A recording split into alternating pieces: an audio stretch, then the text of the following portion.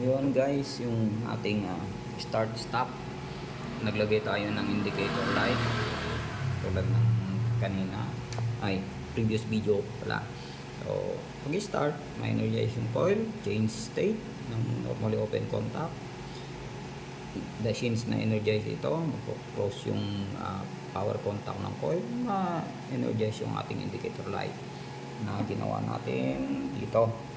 So yan, pag on natin ng start button, na-energize yung ano natin, indicator light. Pag i-off natin, so ma-de-energize.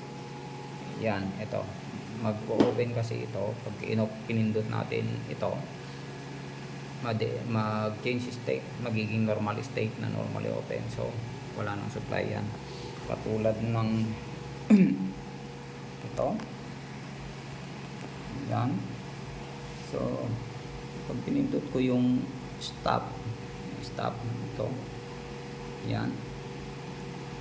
So ano na, wala nang power sa linya. So pindutin ko yung ito, start na to. Ay, nawala. Ay, bas ka. Yan. So pindutin ko yung start. Yan. So na-energize yung contactor pati yung indicator. Ngayon gagawa tayo ng forward reverse naman.